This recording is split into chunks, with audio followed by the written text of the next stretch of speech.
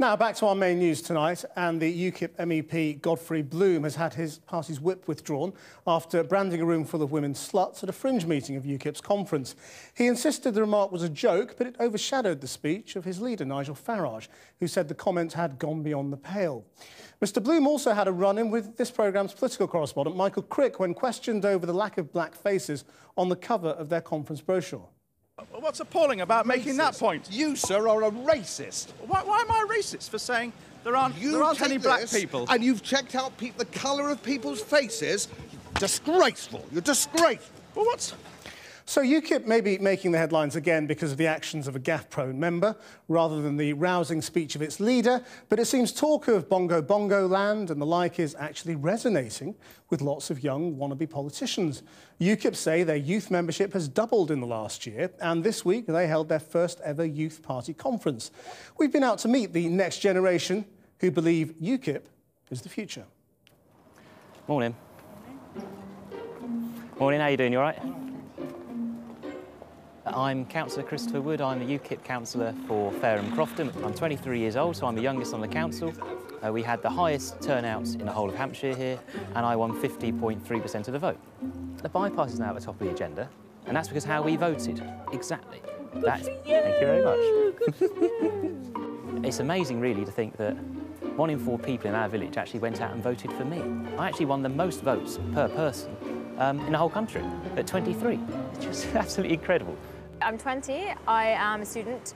Just finished my first year at London School of Economics. I'm reading anthropology. No, guys. No, I'm out. We're giving out the wrong image. I agree with you on that one. In my free time, I kind of get a little bit involved with United Kingdom Independence Party. I get that a lot of us are libertarians and are into freedom and stuff, but I don't want YI to be seen by the public as like this bunch of raving free hippies that just are wild. Like, we are normal people and we have morals. I'm extremely proud to have seen the future of our party secured by the almost incessant growth of our youth wing. When I first joined, I remember my school friends like, oh my God, you're Indian, like, why are you joining UKIP? They hate you guys. I'm like, whoa, that's wrong, no. And then explain the whole immigration policy to them, like, you know, the fact that we want equal immigration for everybody in the world. We don't want the EU to have preference. Also, we want to, like, limit it because, hello, we live on an island, it's kind of small. Morning. Good morning. England's green and pleasant land is being built over to house people from abroad who are coming in and challenging us for jobs. You have to have a controlled immigration policy, and we don't. You see pollution increasing, you see traffic increasing, you see congestion, you see public services being put under more strain. This is all immigration. It's fundamentally wrong. I'm Demi Cole, I'm a Conservative defector to UKIP. I voted for the Conservatives to have a European referendum, and they haven't given it to us, and that's not what democracy is about. Democracy is about listening to the people. Even looking for a Sunday job, I spent hours going around every shop handing out CVs. All the shop staff, Eastern European. There's no, young people can't get jobs. My name is Alexandra Swan, I come from Surrey, I live in London. I used to be Deputy Chairman of Conservative Future, the youth wing of the Conservative Party. I came across UKIP and realised they have such a vibrant youth wing. My father's originally from Council Estate in Yorkshire. We're from a very, very Labour area, very Labour family, but he's a very much Thatcherite Conservative. And I remember him explaining income tax to me when I was about 9 years old, and how if you earn more money, you then pay, not only are you paying more as a percent, you know, your percentage will be a higher amount, but you're actually paying, you know, an increased percentage. And I thought this was like this complete injustice when I was about 9 or 10. I hate to sound, you know, hyperbolic, but it is, by a better name, slavery. Love us or hate us, UKIP are bringing young people into politics, and that can only be a good thing. Young people need to voice their concerns, they need to stand up for what they believe in, they need to fight for what they think is right. Whether they like it or not, and they don't, do they? We are a political force. Today we've had the Young Independence Conference at the Old Sessions House in Clerkenwell. Really exciting day. It's the first conference that Young Independence has had. 70% of the kind of congregation were new faces, which just shows how we are appealing to, you know, a broader spectrum of people. Makeup, getting ready to go to the wire ball. It's nice that we're all going to kind of just get a chance to bond and actually get to know all our other younger members. We had a lot of young speakers. I mean, the way he engaged with the question on grammar schools, I really enjoyed. You can see how it affects ordinary people. and And how... it is. There are more KFCs in every town than there are grammar schools, and that's a problem. The turnout and the number of young people here and like the vibes we're getting from everybody, it just gives us a lot of hope for the future, like, that we will be able to help it go from strength to strength. Okay, great. Everyone look straight in the camera. So what is it about politics that appeals to young people and what influences their choice of party right now? I'm joined by Sanjit Tandy and Chris Wood, two of the UKIP members featured in that report, as well as young members of other political parties, Helena Dollimore from Young Labour and Conservative Party activist Robert Winterton. Sanjit, when we just played the video of Godfrey Bloom hitting Michael Crick, you laughed. And we saw you listening to him in the piece. I mean, do you think this is all just a bit of a laugh? No, not at all. I mean, obviously, he's a representative of UKIP. He has a lot of responsibility. And I think that the action that Nigel Farage and Stephen Crowther, our chairman, have taken is right. He needs to be disciplined. Are you not really embarrassed by his behaviour? No, I have to say. I mean, on a personal level, great guy, love him. However... Really? No, he's a funny guy. But the thing is, obviously, stuff he says is offensive. People do take offence, and it's not OK. But do you think he appeals to your generation?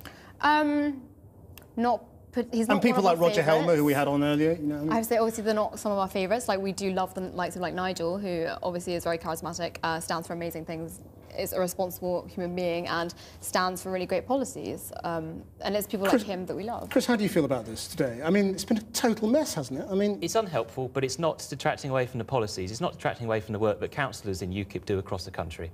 That work goes on regardless of what one individual says.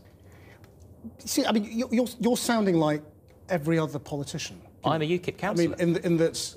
I'm doing the work you're out there towing the daily. party line and you're saying what a good UKIP politician should come on here and say. No. But, you know, you're in your early 20s. You don't need to be doing that, do you? No, but that's the thing. As Nigel said in his closing statement today at conference, he was saying that, yes, like UKIP, like, we do promote people saying what they think and not having to feel that they need to adhere to the party line. But he was saying that you need to say it in, like, a civilised way and, you know, be responsible. Don't be rude. Like, Godfrey has been rude. But that's the thing, we are doing so well, and it is a shame that one man has kind of played detriment. Robert Winterton, this is a problem for you, isn't it? If young UKIP are attracting these sorts of people who would have traditionally gone to the Young Conservatives, you're in trouble. I wouldn't necessarily agree with that. I mean, every party's going to have some sort of youth wing. I'd say the Conservative Party's actually still got a very strong youth wing and has done for years now. I mean, Chris, you were a Young Conservative, weren't you? I was, yeah, but unfortunately I went to go and join the Royal Navy, and you've decided to cut the number of ships we have. The Type 22s have gone. You're not really pushing forward enough ships. You've cut the British Army by a fifth. No one in the country can really support that. I mean that's all part of our deficit reduction plan. But I mean, the main thing about the youth wing politics is actually, though stereotypically young people are not seen as conservatives, we have got the strongest youth wing. We've got the most members, we've got the most university societies, and we've grown the quickest since the 2010 election. What have you made of this? I think sort of today has just shown exactly what puts off young people from getting involved in politics. We've seen absolutely disgraceful comments. Just stop where you are for a second, because I think we've got a slight problem with your sound. We'll come back to you in a second while we just sort that out. Let's talk about your leader, who you say you admire hugely, Nigel Farage. Now, last night on Channel 4 News, Michael Crick revealed some suggestions about his past. Yeah. What he thought when he was young, a bit younger than you guys. Teenager, yeah. And what he said about that is, look, I regret everything I said when I was 17. You know, implying basically that, you know, once you grow up, nothing you said when you were young matters. I mean, what does that say about what you think now, and how you will feel about what you think now in 20 years' time? Obviously, people do grow up. In fact, in the last year, I think my political views, for example, have changed. My flatmates are all very left-wing, kind of Marxist, supporters, and even they've said that I've changed so much in the last year. So it's just. But you talked about your friends saying, you know, why are you in this party, and how they regard UKIP as a party with dodgy views on race. How do you feel about the fact that whatever he thinks now, he may have said things that you'd find offensive, really offensive? Everybody is entitled to their opinion, and they do change. And I'm sorry, but. So you don't find that worrying, whatever he said when he was a kid? Not really. You have to remember what he said was the head teacher and the deputy head have both said that actually dismissed it completely.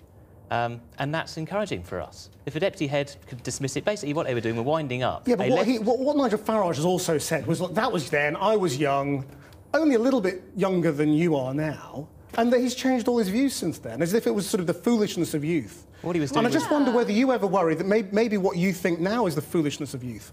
Not at all. If you go around and talk to my residents in Stubbington and Hill Head, they will tell you the things that I'm working on are exactly the things that they are interested in, which is why I won 50.4% of the vote. Now, that's not a case of a young person going out there and taking a protest vote. That's an awful lot of hard work, and that's what UKIP's doing across the country. Helen, let me try you again. Yeah. Now, you know, how do you appeal in this? Because in the argument, in the political argument, the argument that is being made is, you know, that there's sort of a strange alliance between UKIP and Labour come the next election.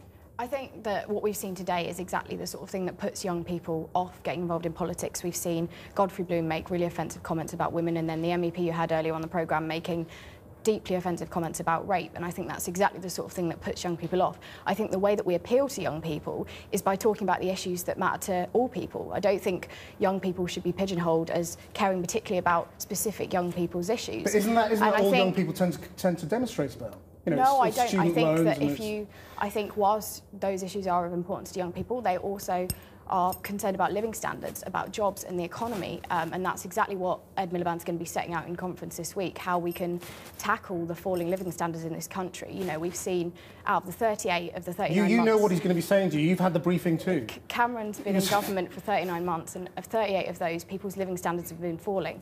And young people, just like all people, hard-working people across this country, they want to know what party's going to tackle that for them and which party's going to stand up for the hard. Let me just very briefly ask you, I mean, do you think you are the sort of the strange minority in your generation? Like, do most of your friends just think you're weird, being into politics?